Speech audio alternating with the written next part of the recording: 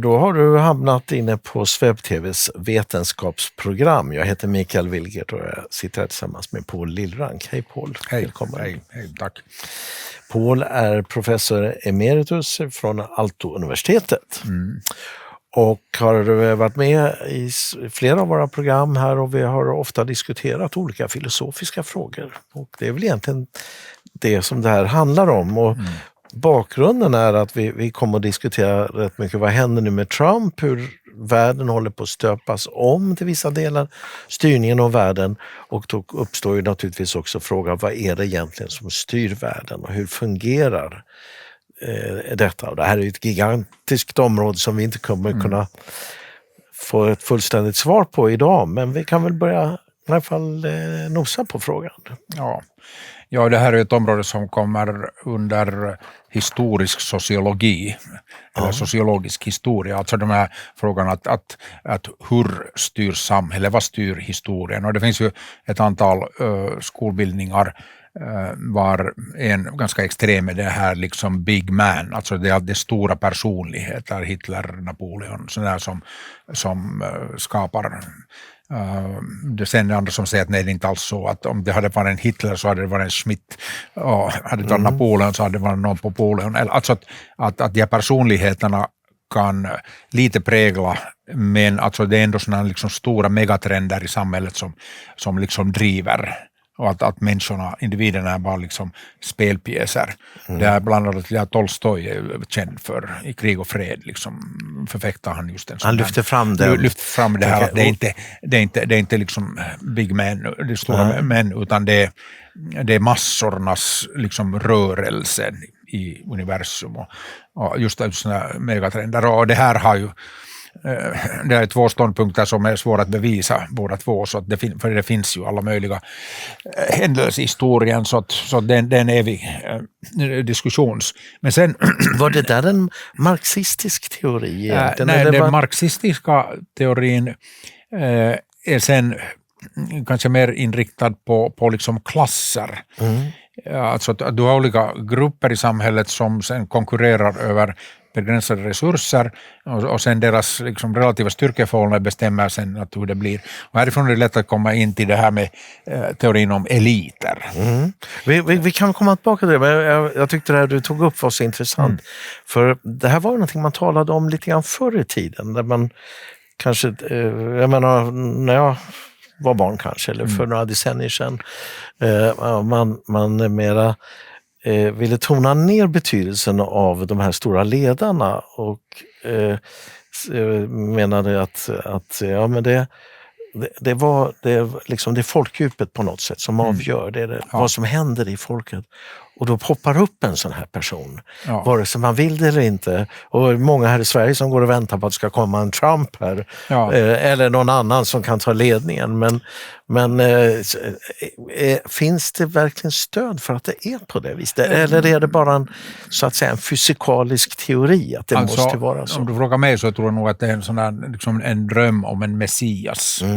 Alltså den sitter ju ganska djupt, det här att det kommer någon som ska frälsa världen, som ska leda, så att människor vill ha ledarskap. Att man rättar sig i leden om ledaren är trovärdig och duktig och liksom allt det där. Men det finns ju, alltså då hänvisar man ju alltid till de här stora ledarna, Julius Caesar och Hitler, Napoleon och så här. Men så man tittar liksom i detalj på vad som hände där, så det är lite svårt nog att se att liksom Gaius Julius Caesar skulle ha varit på något sätt så extremt enormt annorlunda människa än alla andra, att liksom om det skulle ha blivit Pompejus istället, att något fältslag skulle ha vickat lite i annan riktning, och Gaius Julius skulle ha blivit mördad och Pompejus skulle ha tagit makten, så vad skulle ha hänt med det romerska riket? Förmodligen samma sak som nu på riktigt hände. Men kan det vara också det här att på ett sätt så kan det ju vara så här, ska man lägga hela skulden på Hitler? Eller var det egentligen så att han var en produkt av situationen och folket, och egentligen kanske var hela folket som bär skulden, eller hela världen, eller Handlar det här om vem man ska lägga skulden och äran på egentligen? Ja, det är ju sen det som motiverar mycket av den här diskussionen, men alltså försöker jag nog förstå liksom vad som egentligen är. Men jag tycker att det är väldigt svårt att tänka att du skulle ha någon person som Hitler som skulle poppa upp i helt annat sammanhang och sen kunde ändå vrida en hel stor nation liksom till sin vilja. Ja, Nej, det är ganska otroligt, det vill man inte tro. Så att om det skulle vara Adolf så skulle det ha varit någon annan. Och sen kan man ju liksom säga att Adolf Hitler hade ju en viss sorts ska man säga djävulsk eller liksom spöklig karisma som han liksom, som inte många människor har. Så att han formade den här rörelsen på ett särskilt sätt. Så att den fick sina liksom symboler och så här. Om det skulle ha varit någon annan så kan det ju vara förstås att den här folkliga strömningen skulle aldrig ha kunnat riktigt väl definiera sin ideologi. Alltså du måste alltid definiera något politiskt program och sen ha symboler och organisera ett parti och sådär.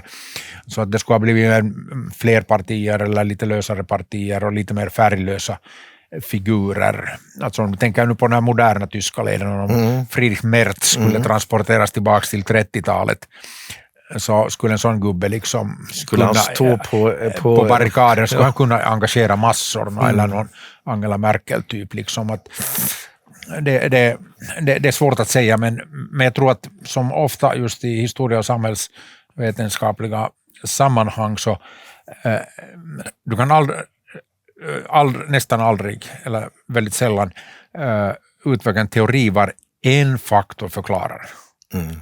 Utan det är alltid fler stycken, det är så komplicerat, det är många olika vektorer som driver åt olika håll och du har både den här megatrenden, liksom folkdjupet plus sen har du där på toppen en sån här figur som surfar där och skapar olika bilder och imager och sen har du materiella grunder, att hur starka är man, vilken industri har man, vilka råmaterial har man etc. Så det är alltid, det här gör ju det att man kan inte ha riktigt liksom exakta teorier om historia det går inte eller att beräkna. sociologi. Det går förmodligen inte att beräkna vad som ska hända.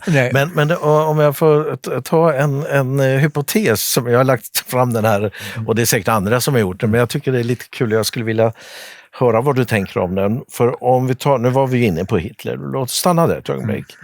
Då finns ju de som menar att bakom Hitler så fanns det ekonomiska intressen som styrde och han samverkade med ekonomiska intressen. Och går vi tillbaka i tiden så vi har ju här talat om, Jurelina framförallt har ju lyft fram det att den ryska revolutionen, den drevs på från personer på Wall Street.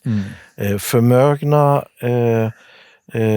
affärsmän som ville se den här utvecklingen i Ryssland och som stöttade bolsjevikerna och allting ledde till att man fick ut tsarens guld och man lyckades tillgodogöra sig rikedomar i Ryssland. Och då uppstår ju naturligtvis frågan, vad har de här krafterna som ligger bakom, vad har de för ideologi? Vad är det som driver dem? Och då kan man vara ganska säker på att de var inte marxister bara för att man utnyttjade kommunismen för att göra det här. De var inte kommunister utan... Och då uppstår den här tanken att nej, de har ingen ideologi. De har bara en ideologi och det är att öka sin makt och sina tillgångar och sina pengar. Just det. Och så om man går vidare då till Hitler så kan man tänka sig att han måste ju ha fått pengar på något sätt för att rusta upp militärmakten så enormt mycket som man gjorde. Ja, och snabbt. Och snabbt. Och det byggdes motorvägar och man tog sig från det här fattiga situationen efter Versailles och den här hyperinflationen och helt plötsligt så hade man en jättelik krigsmakt. Och det måste ha kommit någonstans ifrån. Och då kan man ju säga, ja men då var det nazister som stod bakom honom. Nej, det måste det inte vara, utan det är kanske några som säger att det här är en person vi kan utnyttja. Och att de har hakkors och heilar och är övermänniskoideal och så vidare. Det struntar vi fullständigt i. Om vi bara kan utnyttja honom till att att invadera eller gå emot Ryssland. Ja. Som ju är återigen då denna tanke om Ryssland. Och så går man vidare och så tittar man på några andra sådana här episoder. Då har vi ju den arabiska våren och hur USA och andra länder, även Sverige, vi var väl med på något hörn också och skickade ner flygplan och vi skulle se till att det blev demokrati. Ja. Och då är det demokratin som är religionen. Och om det var kommunism i det första exemplet och det är nazismen i det andra och i det tredje, så är det demokratin. Men de som driver på det här, de har helt andra saker som driver på dem. Och återigen, de utnyttjar en ideologi. Men de tror inte själva på den, för att det här handlar bara om makt och komma över tillgångar.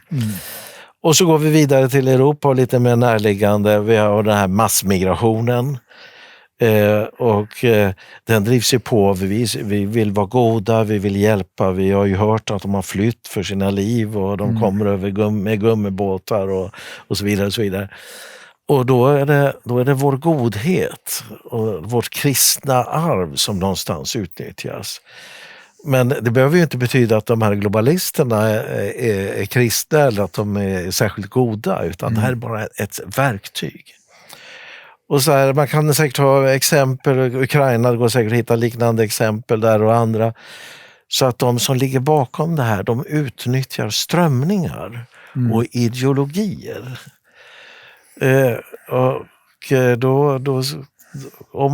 Om det tänket stämmer, då kanske man kan börja ana ideologier som för det här har ju förts ut genom medierna.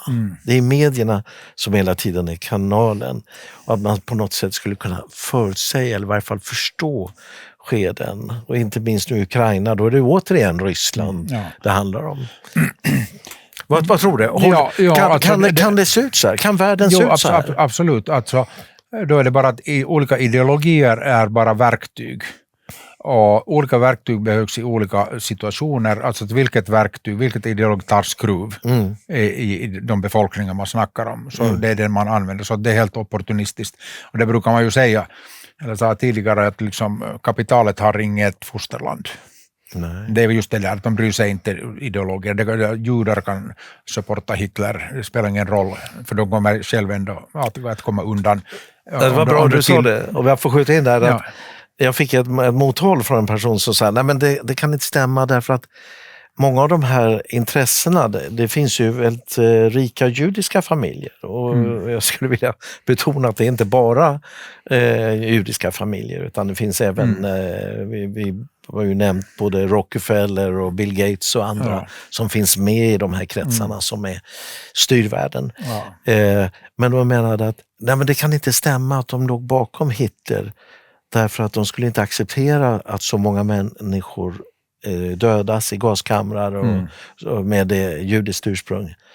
Men de kanske inte bryr sig. Det här är bara lite skador. Jag tror de judar som vi talar om är inte särskilt troende. Det är nog säkert mer sekulära judar som... Att det är svårt att tänka att någon sån här riktigt djuptroende jude skulle ha gått med på att liksom röra Hitler med en pinne, men de här bankirerna kanske inte är så. Nej, om det är makt och pengar. Ja, makt och pengar. Men alltså då kommer vi in på det här, de här teorierna om klasser och eliter. Så att man får backa bandet lite till att vi börjar från det att historien förklaras antingen av det här liksom massornas stora rörelser, de här megatrenderna, eller sen de stora personligheterna. Men sen finns det ju det här mitt emellan. Och då kommer vi till den där marxistiska klassteorin.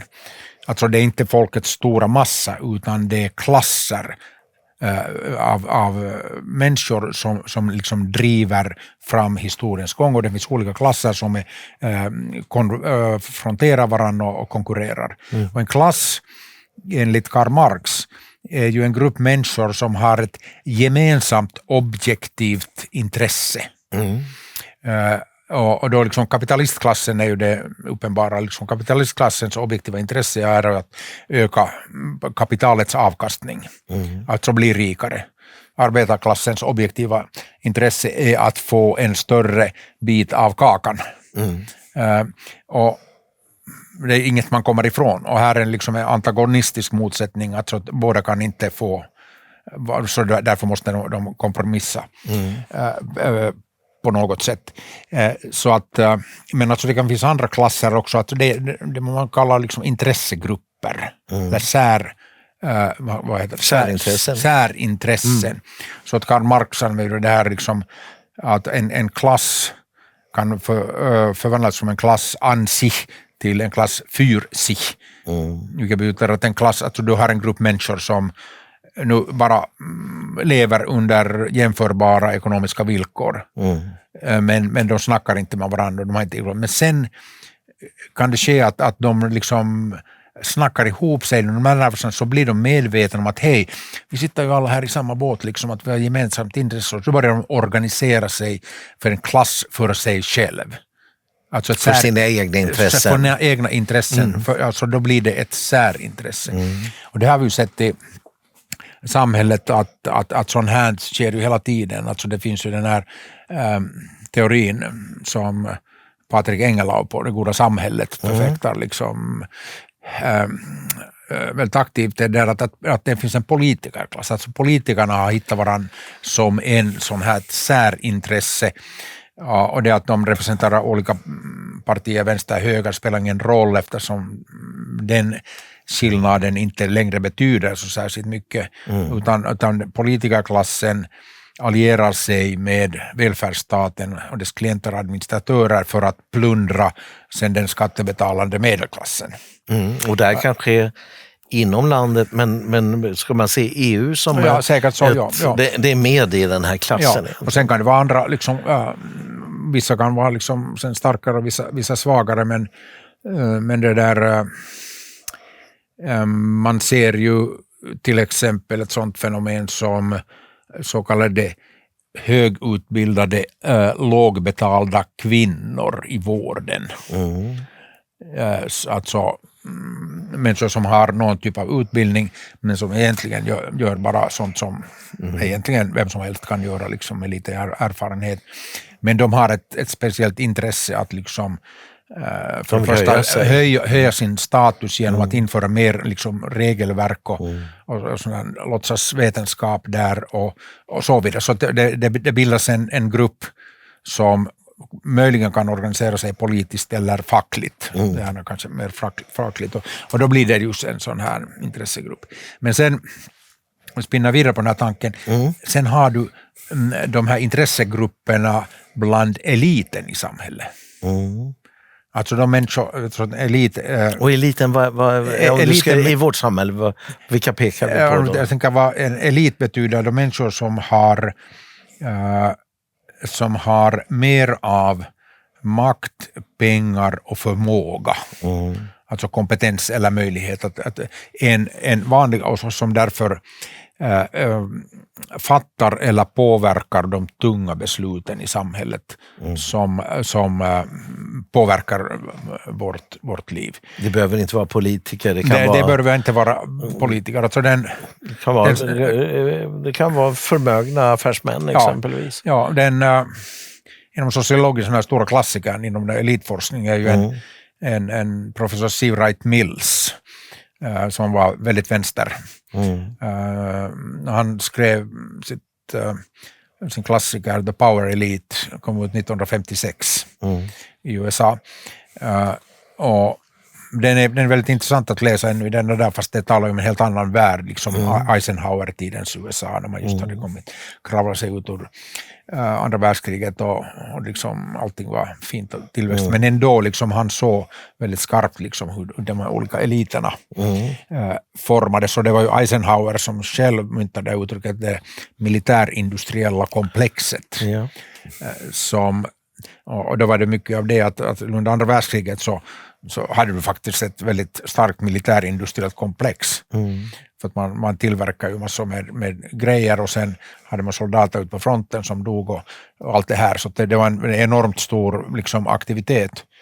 Sen tar kriget slut, vad fan ska vi göra då? Och då liksom det rullar på bara av egen kraft, och eftersom man inte, all energi går inte till att banka skiten ur nazisterna, så måste man börja liksom befästa positioner och man är lite mer osäker att liksom, kan vi fortsätta med det här att bygga pansarvagnar eller kommer politikerna att satsa mer på jaktflyg och är det förbränningsmotorer eller är det jetmotorer som är framtiden och allt sånt här liksom. Men har vi inte det här, jag tänker på, vi har ju genomgått enormt stora förändringar i modern tid i Sverige. Ja. Där vi har gått från att vi har fått barn, vi har bildat familj, kvinnor har tagit hand om barnen. Nu så föder vi inte så mycket barn och vi har byggt upp en hel organisation för att ta hand om barn. Och det är, så att säga, vi har format samhället efter hur det såg ut. Men det släpar väl alltid efter. Ja. Så det som vi står med idag när det föder 15% färre barn än det gjorde för några år sedan, då har vi någon slags barnindustriellt komplex, som man får säga så, som måste avvecklas i princip. Ja, som var det kris och panik just nu. Liksom. Ja. När underlaget för barnen försvinner, så vad ska du göra? Liksom? Och då ser man ju massor med olika manövrar, att man skapar nya problem, psykproblem och allt sånt där. Man skapar en efterfrågan för de här tjänsterna som inte längre behövs. Och sen behövs det förstås lite mer utbildning och lite mer kvalifikation, så, liksom, så sysselsätter man så att antalet barn liksom minskar, men personalen, det här komplexet liksom bara växer. Ja, för i skolan så är det ju, när jag gick i skolan då var det väl en lärare på 25 elever skulle jag gissa. Sen var det väl en rektor och en studierektor och sen fanns det väl lite annan stödpersonal. Vaktmästare och ja, lite sådär. Men idag kan det ju vara flera assistenter som är en i samma klass. Så det är hela grupper som ska hantera en hel klass. Så att det här är den här klassikern, du vet, Parkinsons lag, som är berömd, som säger just att alltså det är direkta motsatsen till produktivitet. Det vill säga att inom en byråkrati så arbetets volym expanderar till att fylla den tillgängliga tiden. Och den tillgängliga tiden bestäms av hur mycket pengar för lön. Så att man är aldrig sysslolös. Man kanske inte gör någonting viktigt eller produktivt, men man är aldrig sysslolös. Alltså att det uppstår. Sen sån här låtsas knåpande, och kommer den här Parkinson, han studerar ju den brittiska flottan. Så att antalet amiraler och antalet slagskepp gick som direkt i motsatt riktning. Att ju fler amiraler, desto färre skepp hade man.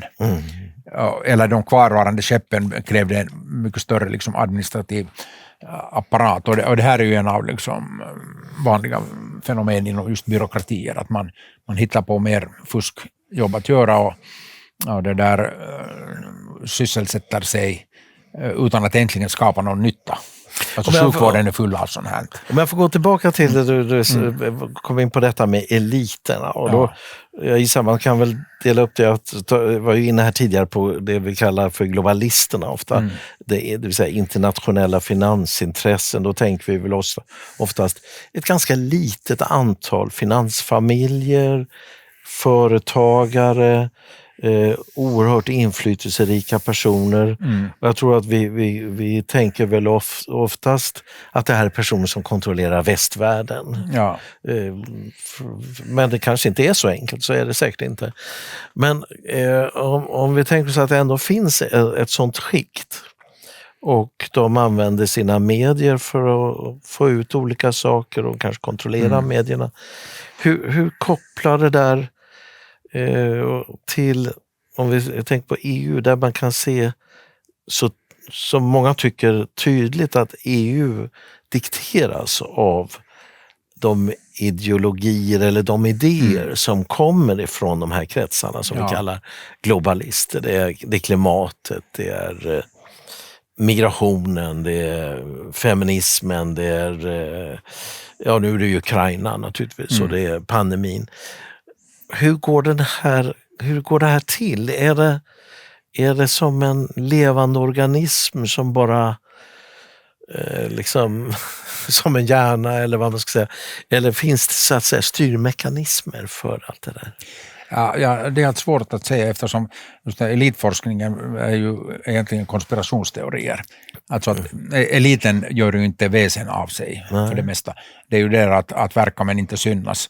Ofta liksom hålla sig borta från rampljuset. Så att, det var Wallenberg som hade det. Jo, det var Wallenberg. Och Wallenberg vet ju vem de är. Men alltså att ändå att de vill inte vara liksom delta i dagspolitiken eller vara ute där och bestämma om alla möjliga detaljer, utan att man drar sig hellre tillbaks. Men ändå om det här eliterna som redan Sir Wright Mills på 50-talet, det är alltså att du har en militär med det där elit, du har en politisk elit och så har du näringslivet och så har du medierna och de här liksom showbusiness som ligger, de var 50-talet var det lite andra grejer än nu för tiden.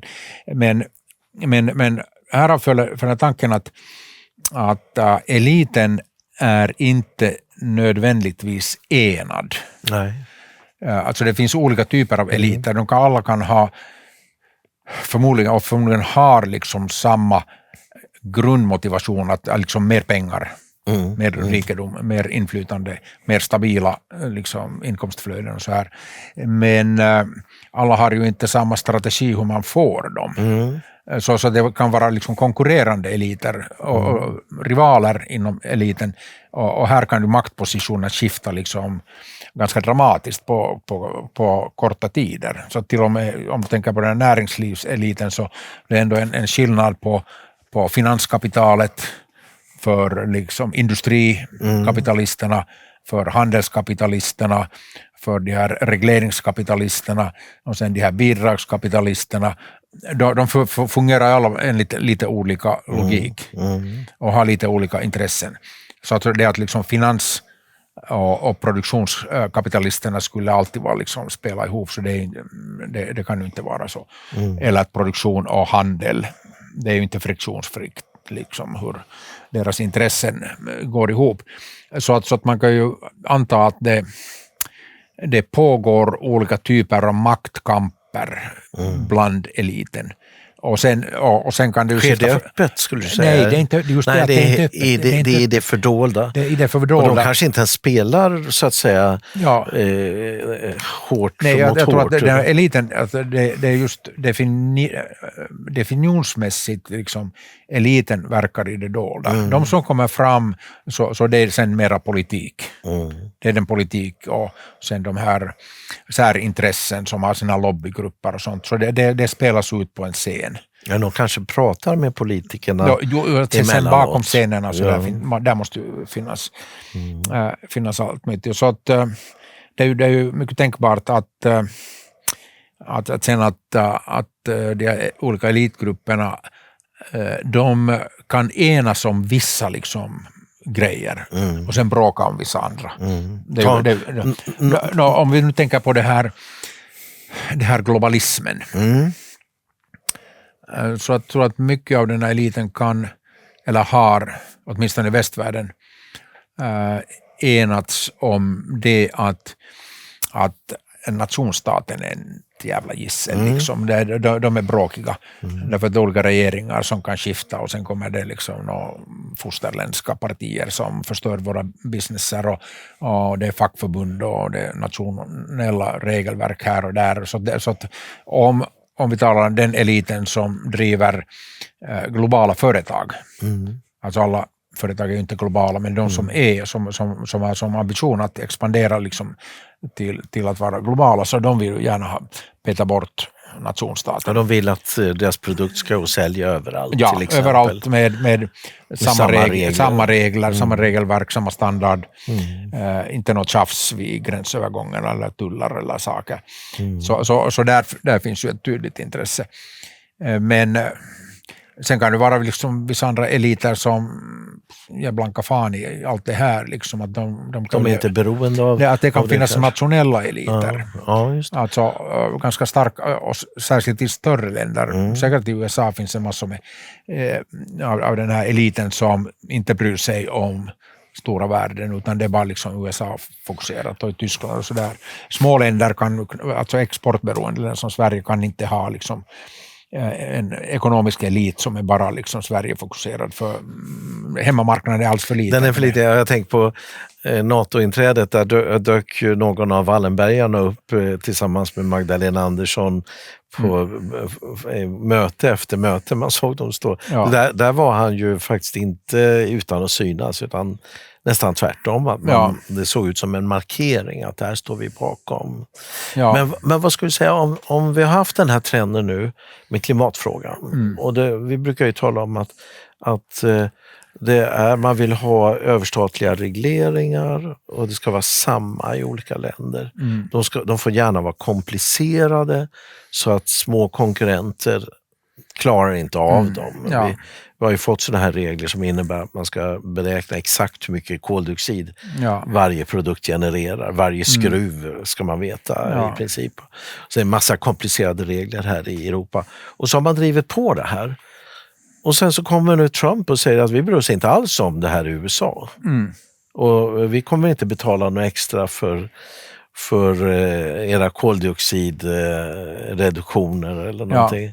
Utan det är helt andra spelregler som gäller i USA. Ja.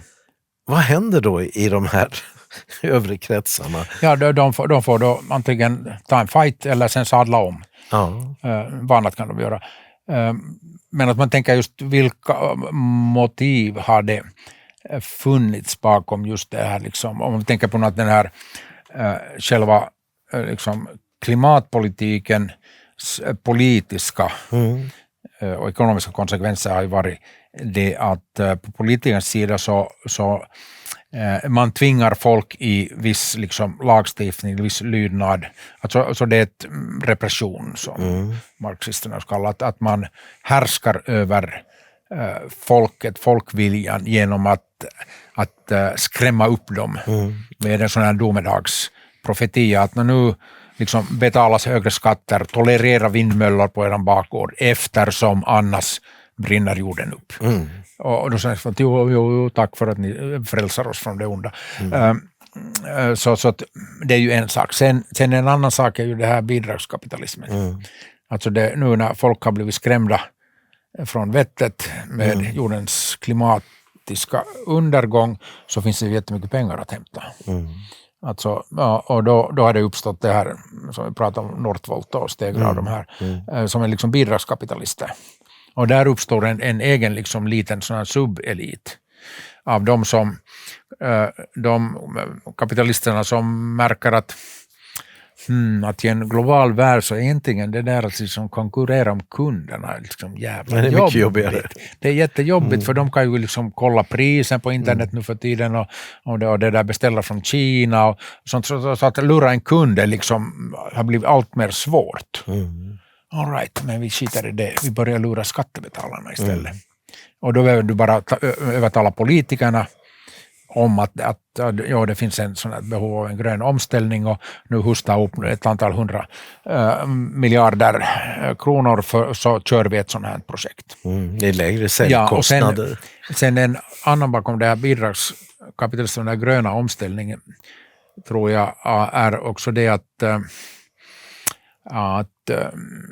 i den alltså moderna västerländska världen så det finns inte särskilt mycket liksom sån där liksom tillväxt.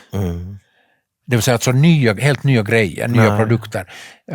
På samma sätt som står och stampar liksom att det är ju, om vi tänker på våran livsstil så var de helt nya grejer. När det är mobiltelefoni och internet och bärbara datorer har ju förändrat livet. Men om vi tänker på bilar, alla bilar är ju bättre och snabbare och billigare. Ja, det är lite här och lite där. Men det är ändå en bil. Det är samma funktionalitet.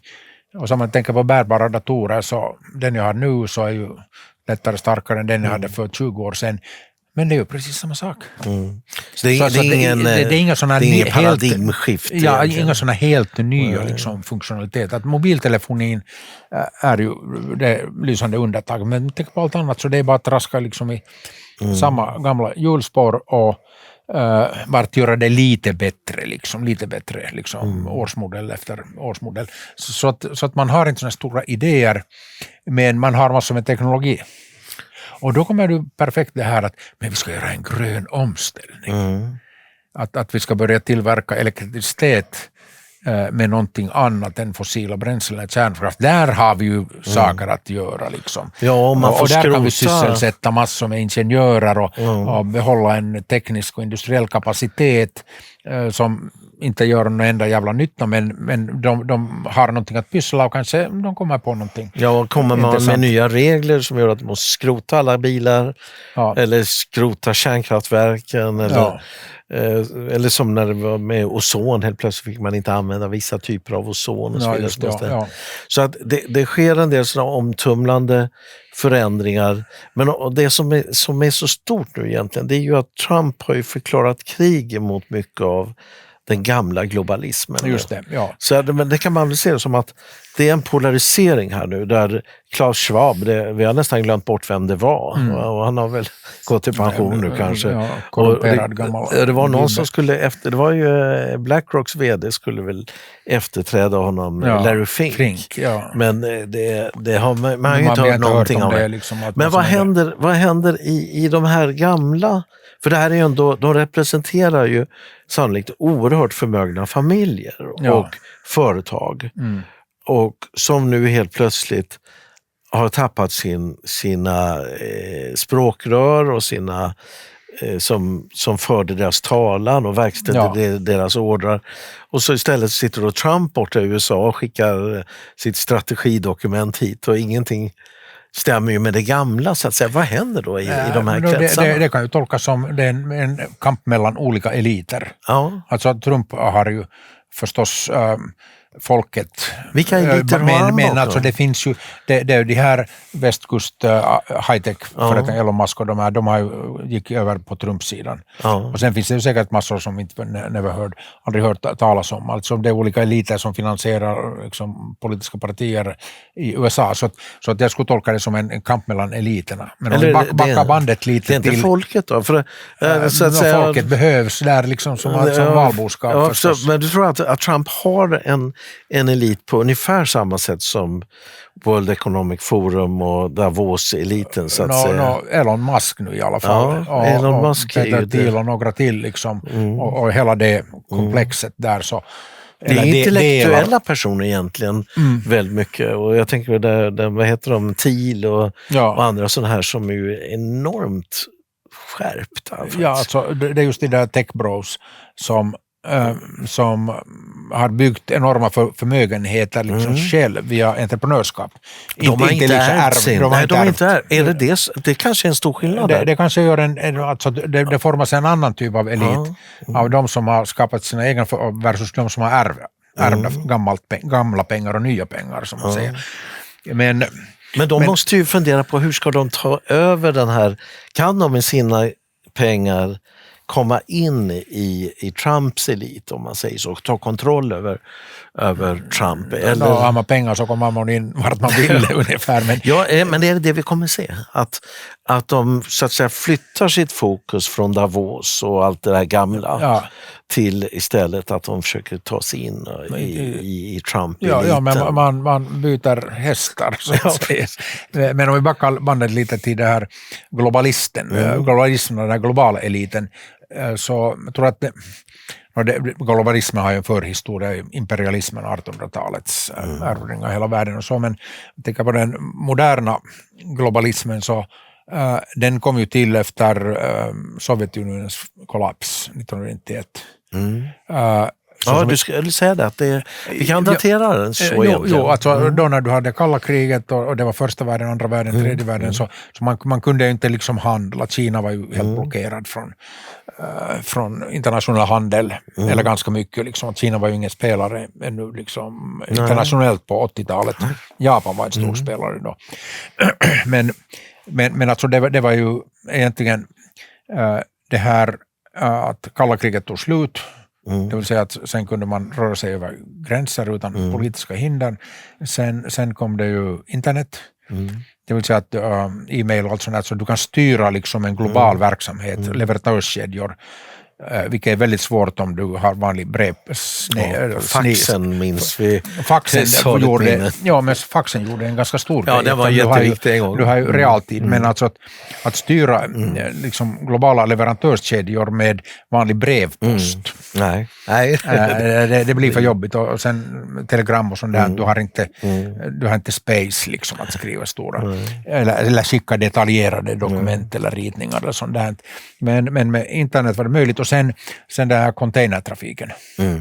Alltså de här sjöcontainrarna, de här stora boxarna som gjorde det mycket billigare att det är faktiskt vissa komponenter i datorer och sånt, så de kan segla flera varv runt jorden, liksom att den själva transporten är så billig att om du har marginellt lägre arbetskraftskostnader någonstans, så det lönar sig att skicka den dit för att några räkorna som man talade om gick till Kina. Så skickar det tillbaka. Så att det är de här faktorerna som gjorde det möjligt att liksom tänka sig på en sån här global så den globala eliten, den fick ju helt andra verktyg att agera det blev möjligt. Ja. Och då kan man ana att bland olika liksom eliter så har det sett en viss liksom konsolidering. Att det är finanseliten och sen det där manufacturing, tillverkning, handel, sånt där, de ser ett gemensamt intresse, och så då bildas det en sån där liksom globalistelit som kan bråka om vissa detaljer, men som har ett gemensamt intresse i det här att få till stånd den här globala handeln, globala finansflöden, globala flöden av allting, människor inkluderat. Och just för att främja den elitens maktambitioner, så behöver man just det där som vi talar om, att bort med nationsstaterna och alla de här regelverk, för de vill liksom härja fritt över hela jorden. Men det är svårt att tro att alla eliter ska vara med på samma tåg. Nej. För det finns ju alltid sen de här nationella eliterna, så att säkert i den här globalismen så massor med kinesiska industrikapitalister var säkert liksom med hundringen med på tåget, eftersom de kunde knyta an då till hela det här och kinesiska staten också, men säkert massor med olika eliter, till exempel i Tyskland eller USA som där ger blanka fan i allt det här med globalismen. De är bara helt fokuserade. Ja, de är helt fokuserade på hemlandet, och det räcker för dem. Men du, om man tänker nu så här, jag går tillbaka lite grann till det här med, vi har de gamla globalisterna, Davos, som förmodligen finns kvar och som förmodligen har gigantiska förmögenheter och som är ägare i Vanguard och BlackRock och har enorma banker egentligen och tillgångar på olika sätt.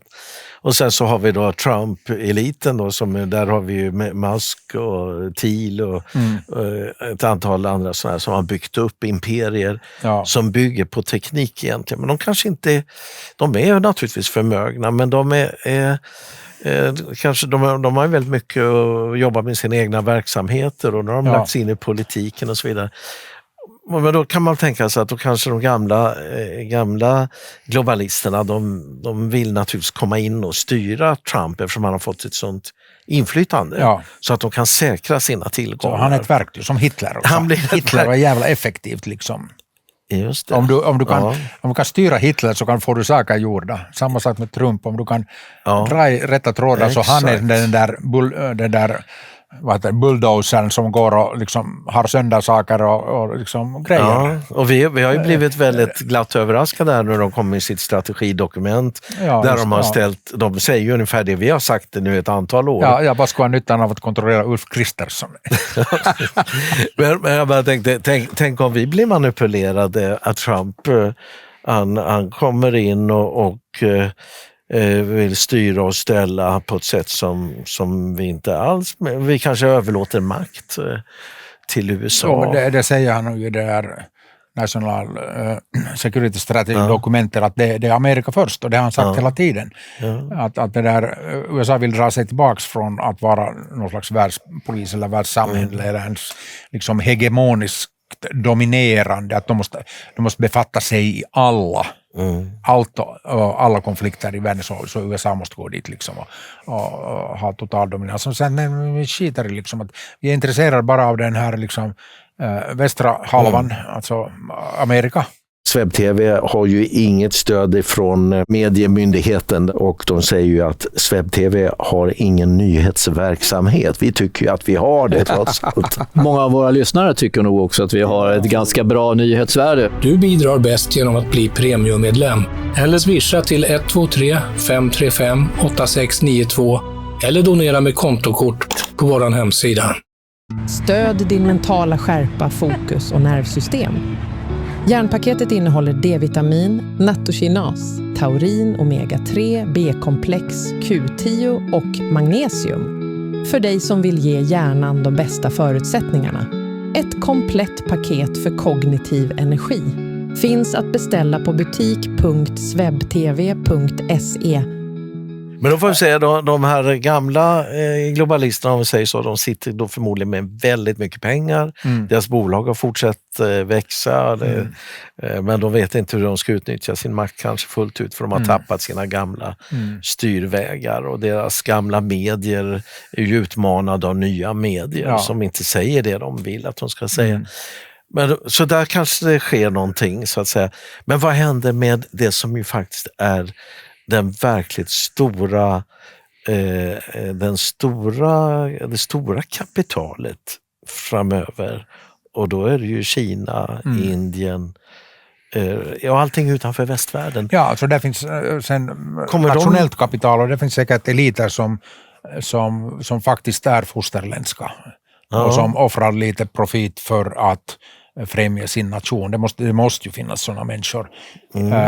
Att alla inte alla kapitalister är inte liksom utan fosterland. Men säkert de flesta är, men inte alla. Så du måste ha liksom... De kommer stärka sina länder. De stärker sina positioner. Men kan de bli på samma sätt som de gamla globalisterna de har ju liksom försökt styra massa saker i världen. Man får säga att FN är ju en skapelse av detta. Många av de här styrsystemen för handel och betalningar och väldigt mycket av det som styr världen är ju genererat utifrån det här. Kommer det komma in andra eliter som nu gör om det här på ett helt annat sätt? Att eliterna också, det finns vissa eliter liksom uppgång och fall liksom, som vi vet från både 3 generationer liksom. Från kötsliv till kötsliv, så man säger att första generationen bygger, andra förvaltar och den tredje förstör. Så det är säkert en viss rotation där bland de här eliterna, och vissa familjer som Wallenberg och Rothschild är ju skickliga så att de kan hålla familjens kontroll ganska länge över fler generationer, medan de flesta förfaller just som 3 generationer och sen är det som Kinnevik. Det där. Fast Wallenberg har vi inte sett så mycket av generationsskifte ännu. De försöker lite grann. De höll ju på med det, men alltså att det är ändå förvånansvärt länge de har hållit på. Men alltså att, om du säger att och många av de här tech-miljonärer som Bill Gates, så de tänker inte alls på några dynastier. Nej. De ska inte överföra någonting till sina barn. Nej, just det. Fast Elon Musk har ju ett halvt dussin av dem, eller vad det med fler kvinnor, men alltså det är inget dynastibyggande där. Nej. De får ju säkert någon sån där liten fondportfölj så att de kan studera på de bästa universiteten och leva sådär hyggligt liv, men Elon Musk och Bill Gates liksom har inga kronprinsar som ska ta över deras imperium. Och det är ju liksom det är ovanligt. Men då är det är en skillnad då vi tänker på Davos-globalisterna, väl, som man kan ana att är i högre utsträckning dynastier. Ja, där kanske sådana dynastiska eliter och sen icke-dynastiska eliter fungerar väl lite på olika sätt. Men att om vi nu utgår från den här eliten, att du har olika grupperingar av eliten som gör koalitioner, och så ibland slåss de, ibland bråkar de, ibland gaddar de ihop sig för att driva någonting som de uppfattar som fördelaktigt för dem. Men sen om kanske de är dementa liksom, kapitalister som har ärvt allting och aldrig gjort någonting så kan vara dumma i huvudet, men alltså de här teknoeliterna är ju skarpa och de är pragmatiska och då alltså om någonting inte funkar så då bara dumpar man det. Jag tror att det är mycket av det vi ser är helt enkelt en sån där liksom korrigering. Att om tänker nu på att det var en viss typ av globalistelit som ville ha det här med klimatet efter att de vill skrämma upp folk och liksom ta kontroll över befolkningen och sen främja vissa industrier. Men så börjar de märka att oh shit, att det här funkar inte riktigt bra, att nu håller liksom Europa på att gå i konkurs av det här och nu släppte vi fan lös med alla de här regelverken, att vi menar ju inte att Bryssel skulle börja liksom det där skriva 10 000 sidor med regelverk hit och dit, men alltså att nu är fan är lös och liksom börjar köra sin egen agenda. Som är ju helt enkelt bara den här byråkratins interna logik. Att mer regel, ja, allt det här. Och så är den liksom out of control. Ja, då säger den eliten att liksom, oh shit, det här gick inte så bra. Nu tar vi våran beskyddande hand från er och nu får ni liksom gör vad ni vill, men vi sponsrar inte er, vi beskyddar inte er, så ni får själv dö eller sen självfinansiera det här, så att get out of my way. Men om vi säger då FN, om vi utgår från, vi har ju talat här tidigare om en Rockefeller skänkte ju tomten där FN-byggnaden uppfördes. Så det fanns ett väldigt starkt intresse för att skapa de här organisationerna. Ja.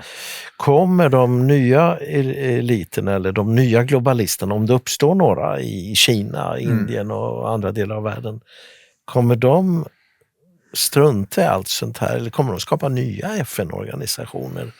Eller hur kommer de tänka kring världen? Eller är de nöjda med sina jättestora länder och stora befolkningar? Ja, det där är svårt att veta, men om vi tittar på de här BRICS-länderna som är ju den nya stigande liksom, världsordningen i den här multipolära icke-västerländska världen, så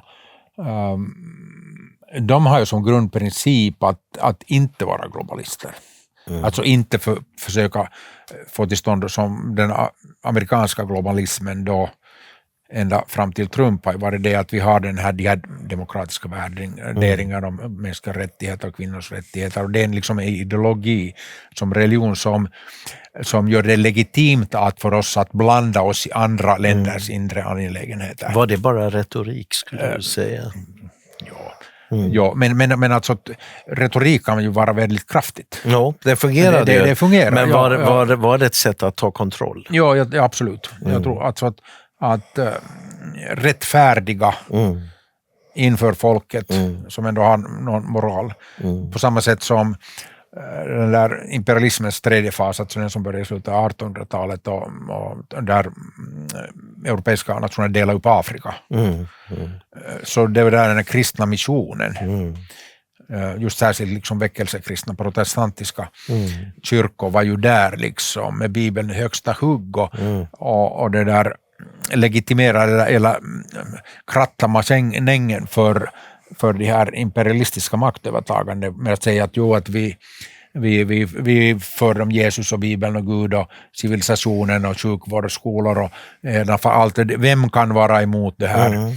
Och nej, vi är inte själviska, vi uppför oss och vi reser där och bor i bussen som missionärer, bla bla bla. Sen de imperialistiska kapitalisterna kom lite senare sen utan någon märkte och liksom la vantarna på alla gruvor och plantager och det här. Ja. Ska man se det som att där fanns det ett korn av sanning, man förde ju med sig kunskap och sjukvård och annat som kunde uppskattas på en del håll. Så om man nu hade en imperialistisk avsikt så var ju den snyggt paketerad. Ja. Och USA har ju paketerat väldigt mycket vi pratade ju om det innan här, att demokratin har ju varit en sån. Ja. Och godhet och jämställdhet och alltihopa det här. Ja. Ska man se det som, jag tänker på Ryssland, de har ju inte paketerat invasionen i Ukraina. Nej, särskilt, men alltså det är just det här, särskilt vackert. Är det så att väst är bättre på att paketera sina... Ja, säkert så, men de paketen har ju liksom nu tjänat sitt syfte. Ja. De tar inte skruv längre. Nej. Just att ryssarna, eller kanske kineserna och Indien, de bryr sig inte om de här paketen. Eller de kan det är ingen som tror på det de ändå. ser igenom det. Liksom att just, särskilt liksom indier är ju väldigt känsliga för det här, liksom, det här kolonialistiska attityden.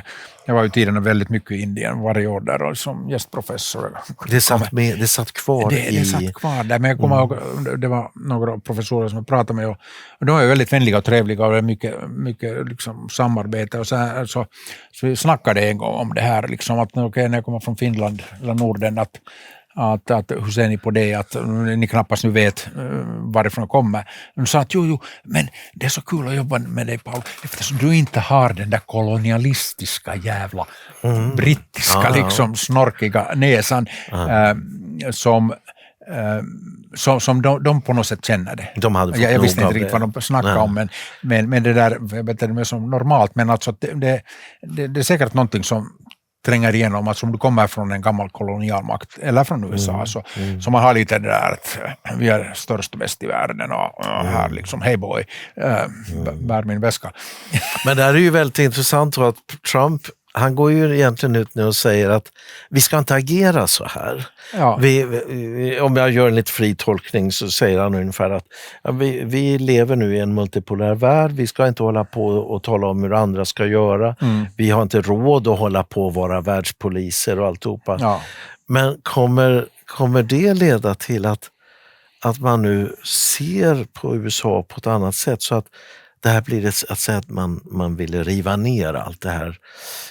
Kanske till och med hämnas för att nu är inte längre USA den här starka parten som var okrossbar och som hade en oändlig makt. Ja, eller som Trump säger att alltså USA ska enligt Trump liksom lämna det här globalisttjafset och allt det där mänskliga rättigheter. Men går det att lämna på ett snyggt sätt utan att man blir helt jag kan vara, men Trump säger också att vi ska inte vara världens polis, men vi ska ändå vara den liksom starkaste och rikaste och mäktigaste och ledande i allting, alltså America first.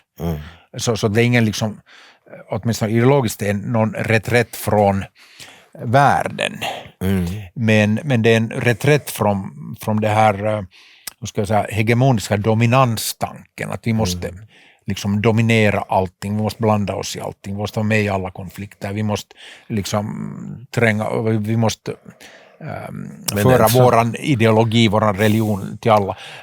Nu är det sådär att ni får fan göra vad ni vill, och det är ju det vad BRICS säger. Alltså BRICS grundstadgar är ju det att alla länder är suveräna länder, de får bestämma om sina interna angelägenheter, ingen annan får gå in och blanda sig in i det, hur de behandlar sina kvinnor eller minoriteter eller religion eller bla bla bla, angår inte. BRICS endast om ekonomisk finansiella utbyten. Kanske lite men kan man kliva ner från tronen ändå, där de har suttit på en väldigt hög position, och nu så ska de säga att vi ska bli som ni andra, vi ska i och för sig vara starka, men vi ska inte förhäva oss, och då är ju liksom frågan om väldigt mycket av relationen med USA är uppbyggt av den här respekten och kanske till och med rädslan. Och så är plötsligt så ska de vara som en av oss andra. Ja, men säkert de här gamla globalisterna, då kommer inte för sitt liv. Hillary Clinton kan inte kliva ner från sin tron, liksom. Absolut, men alltså det är många där säkert bland de yngre som minns att kliver du inte ner från tronen på dina egna ben så blir du kastad liksom med näsan före därifrån, så att om det är alternativet så är det kanske lite klokt att justera om. Du har ju varit engagerad i Japan och även bott där, kan Japan väldigt väl. Och nu gick ju den japanska premiärministern ut och hotade att lägga sig i ett framtida konflikt mellan Taiwan och Kina. Ja. Och hon blev ju tillrättavisad av av den, vad heter det, chefsdiplomaten i Osaka som sa att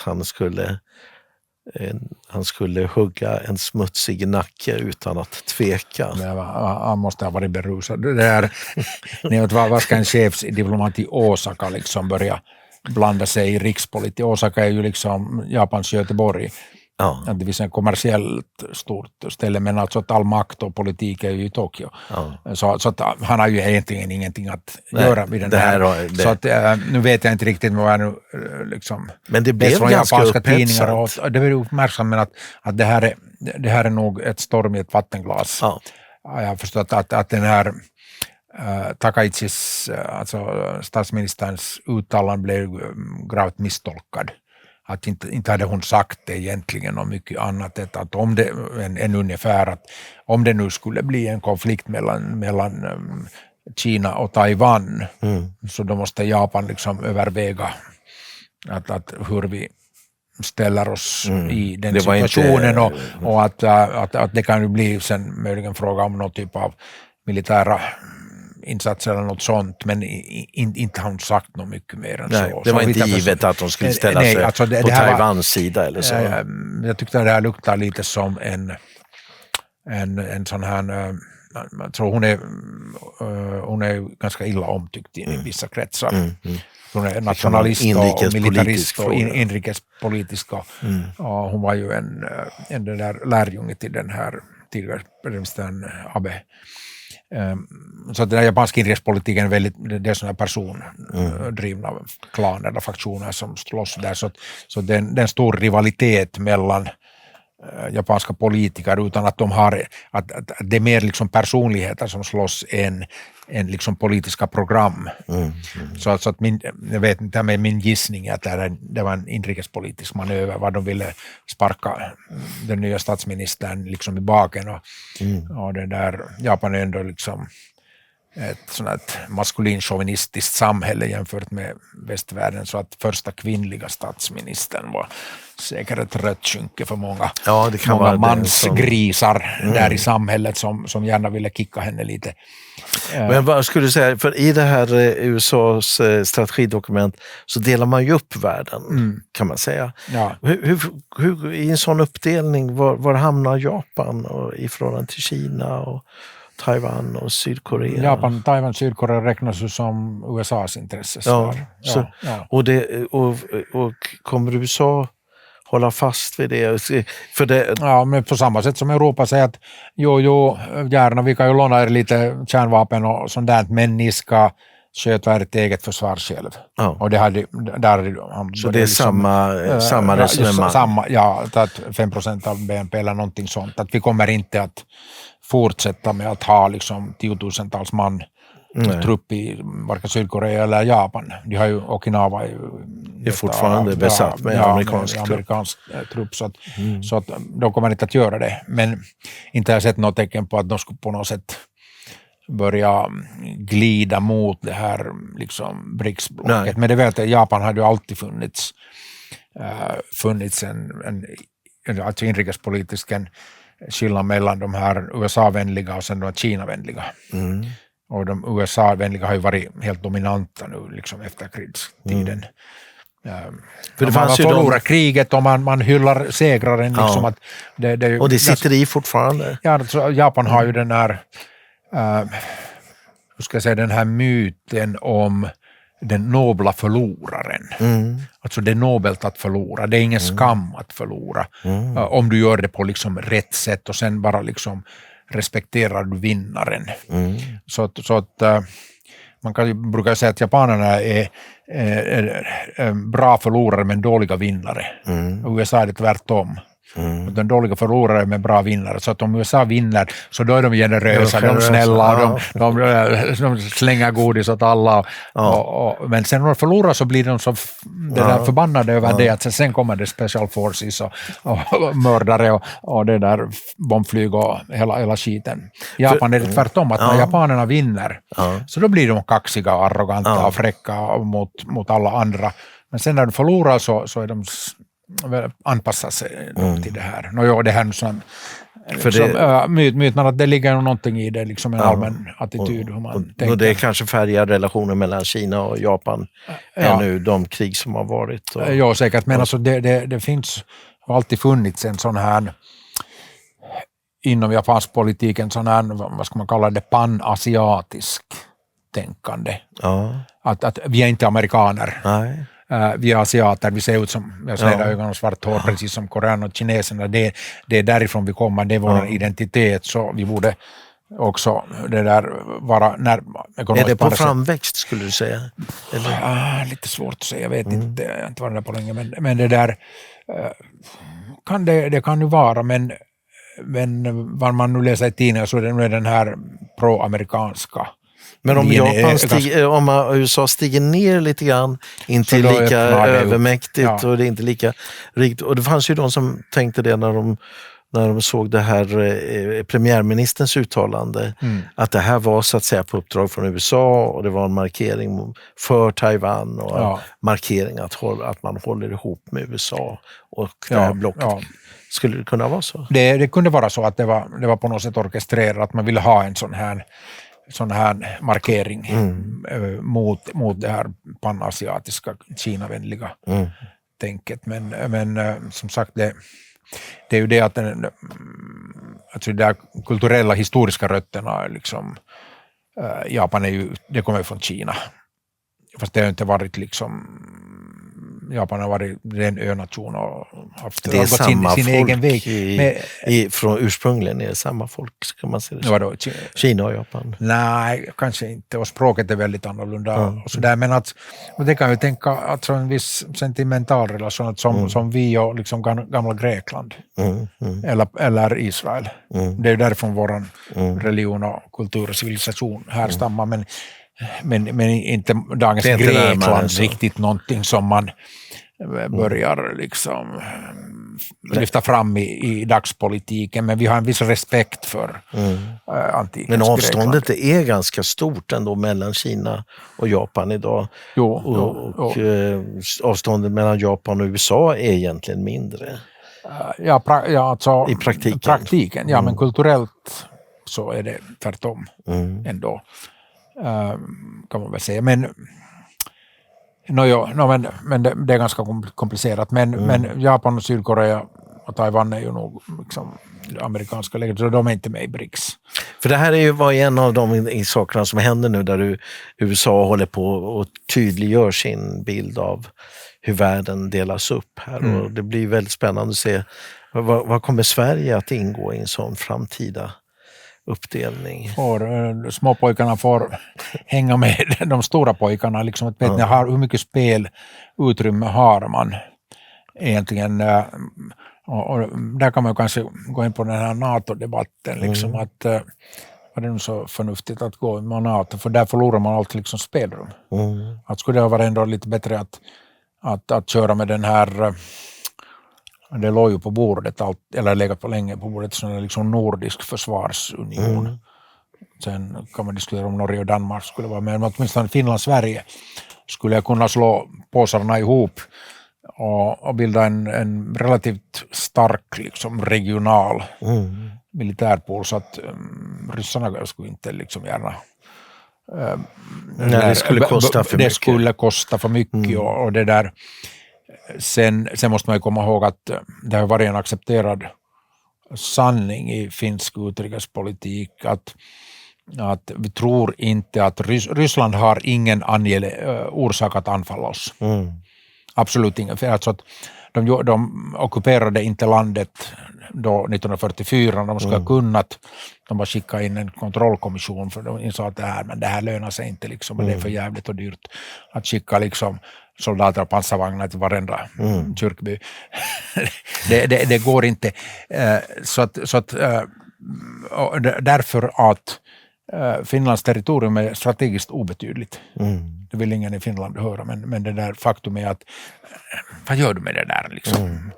Skog finns redan i Ryssland. Skog och mineral, det har de mycket som helst. Det enda som är viktigt att det är den här sjöfarten längs Finska viken så att de kommer ut.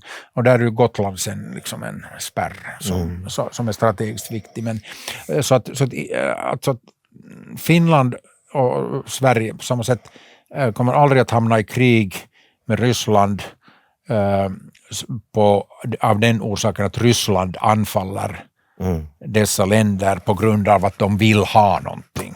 Nej. Sånt förekommer. Man kan bli inblandad i en konflikt endast i samband med en större global eller europeisk konflikt, så kan det hända att man börjar kriga också här i Norden. Och därför, det var ju orsaken varför i Finland man alltid hade en stark militär, man nedrustade egentligen inte alltid för om det skulle uppstå en sån situation att det blir krig nere i Europa, så då spiller det över hit. Och då måste vi vara redo. Så att det enda, och det här var doktrinen då under president Kekkonen, så att det enda orsaken Ryssland eller Sovjetunionen har att vara misstänksam mot Finland är om Finns territorium används som bas för attacker mot Sankt Petersburg eller Ryssland. Och det har man just gått och gjort. Med alla de här dessa avtalen. Man har det där förberett en bas för attacker mot Ryssland. Och var det nu sen förnuftigt? Men de är inte bemannade idag, va? Eller är de här olika baserna? Eller nej, jag vet inte, men jag tror, jag har inte uppfattat att det har varit manövrar liksom. Trump kanske inte har brytt sig om. Trump sa förresten i den här national security strategy, där står uttryckligen att Trump-administrationen kommer inte att utvidga NATO. Inte. Finland, Sverige, NATO, det var ju under Biden-administrationen, så det är en gammal grej. Men nu står det svart på vitt att inte längre NATO har alla de medlemmar som den kan eller bör ha och inte en ändra jävel ska över bron mera. Och det måste ju betyda Ukraina också. Ja, det borde det göra, men det blir lite oklart med DCA-avtalen. Det är ju mellan USA och de Finland, här länderna. Ja, det är inte NATO-avtal. Det är inte NATO. Så där har man tagit en jättestor liksom, geopolitisk risk att man så där teoretiskt sett ger sitt territorium som bas för en potentiell liksom, aggressiv attack mot Ryssland. Och då måste ju Ryssland på något sätt ta det här i beaktan och vem vet vad de kör en preventiv stöt någon gång. Jag får med att det är 10 år. Att avtalet är på 10 år och nu har det väl gått 2 år snart, så att vi får se om de förlänger det. Men det är dags att börja säga upp det snart annars. Men vad tror du nu? Vi behöver kanske runda av strax, men om USA och Ryssland närmar sig varandra, för det är ju det intrycket man får här. Och du säger att österut så har de gamla relationerna till de länderna som de har en stark relation till det. Den kommer finnas kvar. Men alltså Ryssland verkar ju som att man ändå bygger upp en tätare, eller vill bygga upp en tätare relation till. Kommer man lyckas med det? Ja, jag tror det är mycket möjligt. Och vart kommer Sverige då? För måste vi fortsätta hata, eller kan vi fortsätta hata Ryssland om USA och Ryssland blir vänner? Och vi ska då ju blir vara det lite allierade med pinsamt, USA. men det där, sen, jag tror inte att det här rysshatet ändå sitter så där jättedjupt i folk, inte ens i Finland, fast det är många som liksom har i Estland vet vi ju att Kaja Kallas familj blev ju det där illa behandlade av ryssarna, så att hon har personliga orsaker. Och det finns säkert mycket sådana människor, men jag tror inte det är ändå så djupt. Nej, men man byter makthavare. Man kickar ut etablissemanget som fickar nu och byter personer, så då kan man liksom svänga på en 5-öring och liksom sen låtsas man att man har alltid varit liksom. Ja, precis, för Socialdemokraterna är bra på det här. Ja, exakt, och vi börjar ju prata, var står de här olika finansfamiljerna, det vi kallar globalisterna, som vi nu har blivit lite grann överkörda. Men de kanske börjar tycka att det skulle vara mer ekonomiskt, att istället för att vi ska försöka inta Ryssland eller dela upp Ryssland, att vi faktiskt gör affärer med Ryssland och att vi får billig olja till våra verksamheter. Ja, men jag tror lite på det att eliterna, åtminstone en del av dem, är ändå liksom pragmatiska, att de är förnuftiga. De gör vissa antaganden och gör vissa stötar, men sen kollar de vad som händer. Och sen om någonting inte funkar så då släpper de det. Och nu var det kanske dags för att släppa EU. Ja, kanske släppa det här rysshatet. Ja, hela EU. Men jag tror att just det var säkert många som gjorde en felbedömning av Rysslands kapacitet och ännu liksom 2022 så var det ganska risigt det här. Det var de här militäranalytikerna. Så det är ganska risigt ställt med den ryska militären. Men nu har de skärpt sig alldeles enormt. Så nu är de här förnuftiga elitkapitalisterna säger att oh shit, det här var inte liksom så förnuftigt, att de är tuffare än vi trodde. Okej, men det här är ett dött lopp, det blir ingenting av det här, liksom, vad händer om de börjar göra något annat. Och det där. Och då, om vi säger att de har styrt EU och EU sin tur har styrt våra politiker.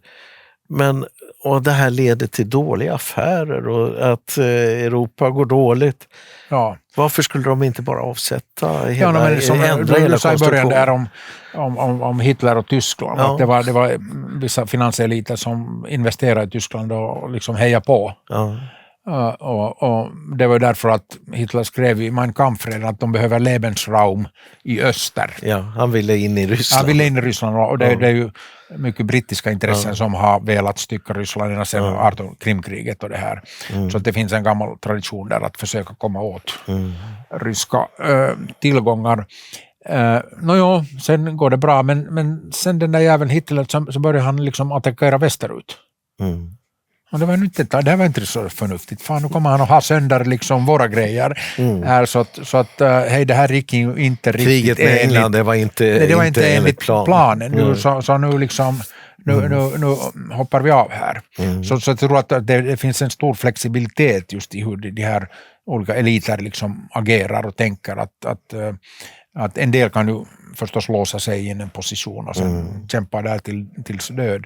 Men andra sen kan vara väldigt flexibla. Men alltså när vi talar om Hitler så kanske avslutningsvis en grej det här med fascismen. Att det där, nazismen är ju en väldefinierad grej. Alltså det nationalsocialistiska Deutsche Arbeiterpartei, och man ska inte använda det här nazistordet enligt min mening annat än i specifikt när du talar om detta parti eller dess liksom de här neonazistiska som bekänner sig exakt till den här läran. Allt annat är bara såna ordsvammel. Så nazisterna i Ukraina skulle kunna hänga ihop genom att de ändå refererar? De refererar ändå till, och de har alltså i deras program, om där programpunkterna är ganska sådär samma som det nazipartiet, så då kan vi säga att okej, det här är samma. Fast judarna kan de ju inte vara, de kan inte vara mot judarna egentligen. För det. Nej, men alltså det där med det ukrainska nazin, alltså det är Azov-bataljon, det har alltid funnits en sån där ultranationalistisk ukrainsk opinion som kommer från liksom västra Ukraina, som var de hatar både polacker och ryssar. Och nu den här och det är inte judar utan det är ryssar. Alltså, Zelensky är jude själv. Jag menar det, för det är ju de har ju en judisk dominans nästan i ja, men alltså judarna är inte det grejen, utan ryssarna är det. Så då tar de liksom Hitlers program, men så plockar de bort judarna och ställer ryssarna istället där. Ja, så nazismen... Så det är en sån där rysshat som kommer istället för judehat. Och det är som många inte vill liksom inse, men det är ju bekräftat då att just det här nynazistiska rysshatande polackhatande nationalistiska rörelser är liksom starka. De har traditioner, där finns ju den här nationalklinen, den där Bandera, Stefan Bandera som alla dyrkar liksom, på samma sätt som Mannerheim i Finland och som var en utpräglad nazist. Så där finns en sån tradition. Men jag vill komma till att fascismen är ju sen en lite större sak än nazismen, och fascismen förknippas ju med totalitärt styre. Och då kan man säga att totalitärt styre, ja, men då när olika typer av eliter börjar gadda ihop sig till att skapa liksom en sån här monolitisk och det där då ofta med staten.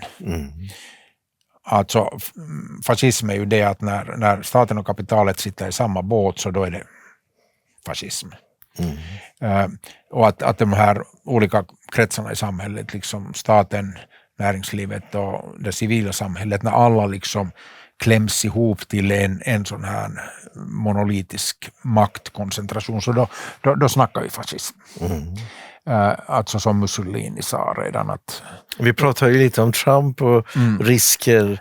Trump är ju egentligen väldigt lierad med, där staten lieras väldigt mycket med kapitalet och staten till och med tvingar in sig i bolag. Och, ja, så där kan det finns, finnas liknande risker? Det kan finnas, ja, alltså att mycket av det här att man kallar Trump fascist och nazist är ju bara liksom löst prat och propaganda, men där kan nog finnas, liksom, och det måste man liksom ha lite koll på, att sker det någon slags liksom, sammanslagning eller fusion eller samarbete, samtycke mellan olika typer av eliter.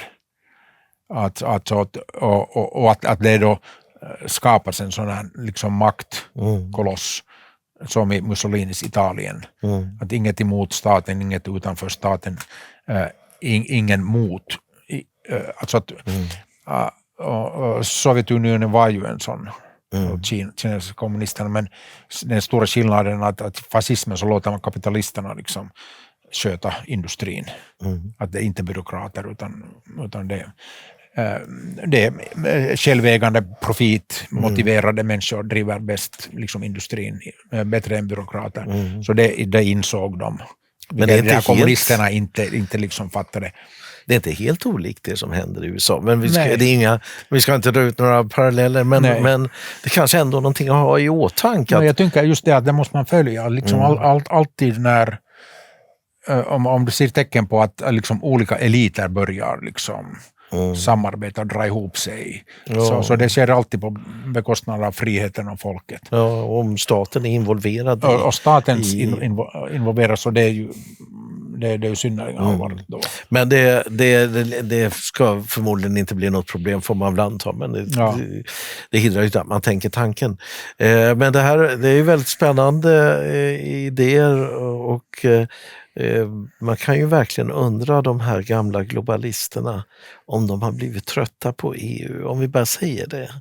Hur skulle de försöka bli av med EU? För nog är det väl så, jag vet inte, kanske bara jag som tycker det, för att vi vill att det ska hända, men att det känns som att EU har motvind. Att von der Leyen och alla de här som man ser där i parlamentet och kommissionen, att de har liksom passerat sitt bäst före datum och de har fått för mycket att säga till om. Ja, just det, de elitmärker att det här funkar inte riktigt som vi trodde. Liksom. Men då tror jag på det att då, alltså om vi utgår från det att EU och liksom pandemin och det här klimatet och mycket av de stora bedrägerierna är egentligen sånt som eliten har pressat på folket. Det är inget som liksom sker av sig själv med egen motor. Liksom. Utan det är något som de måste trycka med massor med lobbyutgifter och liksom, du måste ha kontroll över massmedia. Så du trycker in en sån här och folk vill inte ha det, men du tvingas liksom svälja gröten. Men om det här är sant, så det du behöver är att du slutar. Du lägger av. Du slutar med all lobbyn. Du slutar med alla direktiv till massmedia. Du låter den vara.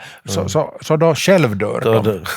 Det kan ju bli... Det kan vara ganska... Fast de är ju ett självspelande piano i värsta fall. Där de fortsätter att fatta sina beslut och ge ut sina direktiv. Och våra politiker känner sig tvungna att lyssna på dem.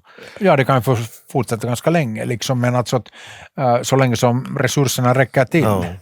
Men å andra sidan, om de här krafterna sitter på medierna, så kanske man kan börja baktala dem och lyfta fram deras korruption och hitta massa svagheter. Och framförallt korruption är ju någonting som kan sätta folk i fängelse. Just det, alltså korruptionen kommer i medierna. man drar fram Inte liksom bara av journalistisk nit, utan det är ju alltid liksom orkestrerat på något sätt.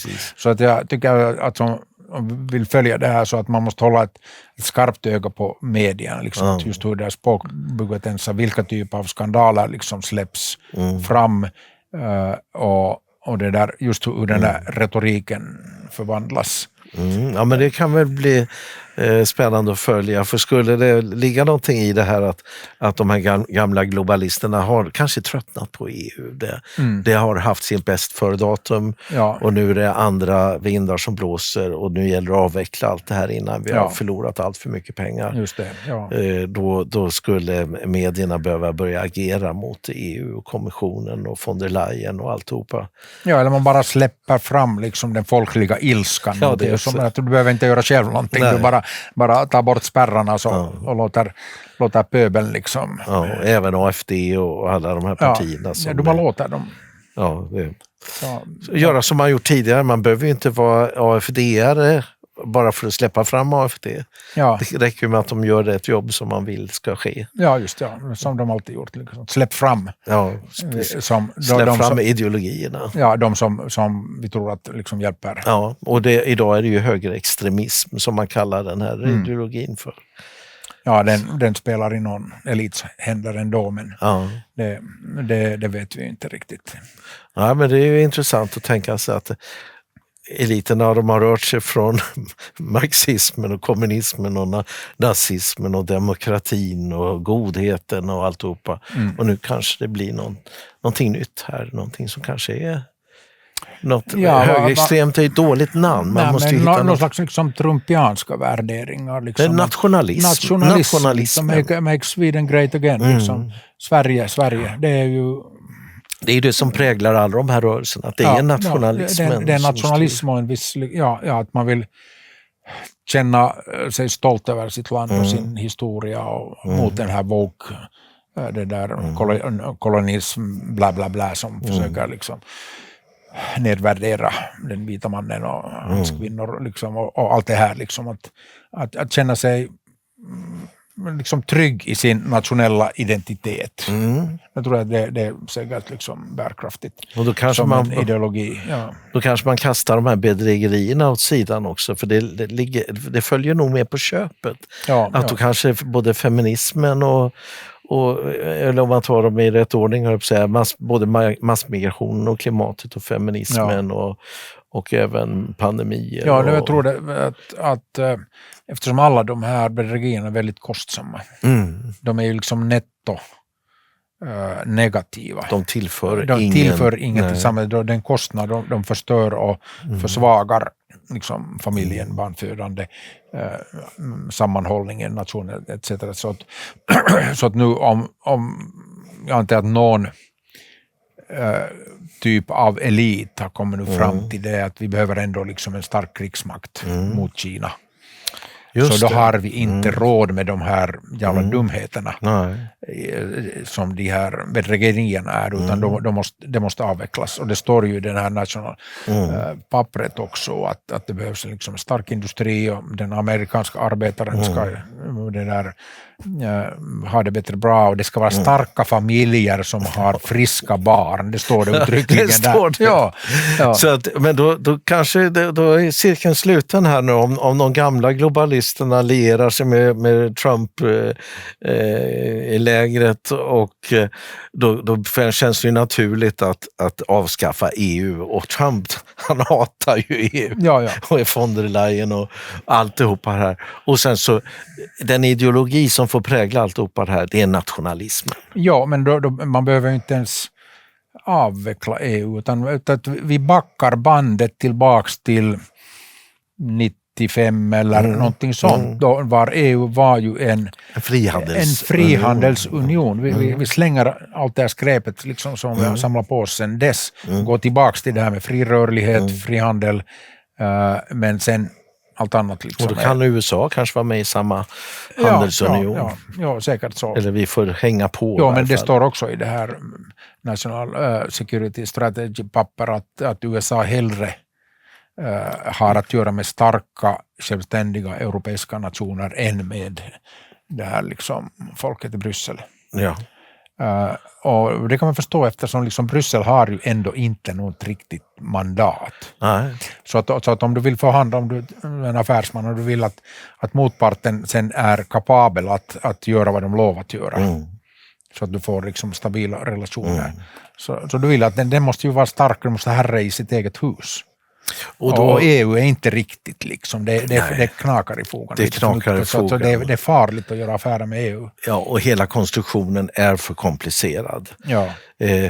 Och då när man ändå är inne på det skulle jag kunna tänka mig att allt det här med hållbarhetsplaner, speciella mångfaldsplaner, det har ju Trump redan dödförklarat. Vi får inte hålla på med mångfald. Och allt det här som företagen i Europa tvingas hålla på med, det kommer ju kastas på soptippen då i ett sånt här scenario. Så att både feminism och mångfald och alltihopa, det är ju en reell omvälvning. Ja, det är säkert många som hurrar och klappar händerna för det här. Men sen måste komma att det finns ju alltid folk som har gjort det här till sina karriärer och lever på det här. Så det finns en betydande grupp som inte vill ge upp det här, liksom, som kommer att kämpa till. Vad spännande. Ja, men det var kul. Det känns som att vi har fått ihop säcken här. Och nationalismen är den nya ideologin. Nygamla ideologin som de globalistiska krafterna kommer att stödja. Sen kunde man fortsätta med det att hur ser den här nya nationalismen ut?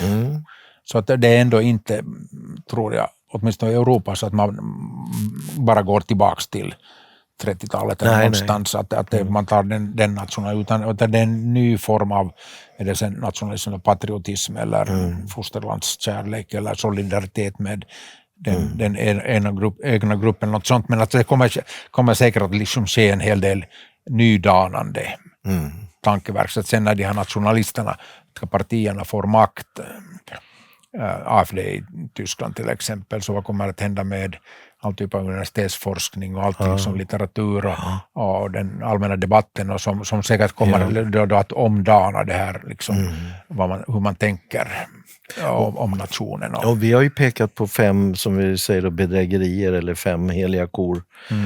Frågan är, finns det fler, då gör det sannolikt fler stora bedrägerier eller heliga kor som borde lyftas upp och uppmärksammas? Eller kan det vara så kan det bli så att det här kopplar ändå på ett eller annat sätt till nationalismen, därför att vad är det som gör nationen svag idag? Det är ju väldigt mycket migrationen, hela de här klimatidéerna som ju är strävar mot överstatlighet. Feminismen som ju, det har vi pratat om, att det är inga matriarkat som överlever, de går ju under. Så att det är en farlig väg. Och sen pandemierna, det är ju också någonting som är pådyvlat från FN, och det försvinner ju också när man kastar ut det här badvattnet. Och sen så Ukraina, det kommer ju få sin naturliga lösning här så småningom. Alltså att de är liksom logiskt kopplade liksom, just omkring det här. Så nationalismen skulle kunna vara det temat. Sen om det just finns det några andra stora bedrägerier, då kan vi tänka på, men de är säkert av annan karaktär då. Eller så ingår väldigt mycket går ju att koppla till migrationen eller klimatet. Nästan alla felaktiga saker man ser kopplar ju till något av de här. Just det, Ja, men vi kanske stannar där i vår lilla tankesmedja. Tack så mycket. Tack ska du ha, det var väldigt intressant. Jag tycker det var givande. Tack Paul. Cool. Stöd Swebb-TV genom att prenumerera på våra program. Är du på YouTube, glöm inte att kryssa i symbolen med klockan. Vill du bidra ekonomiskt? Bli Swebb-TV-medlem så du får tillgång till medlemsmaterial. Eller donera genom att klicka på den röda donationsknappen. Eller via bankgiro, eller som månadsgivare. Eller kanske enklast via Swish.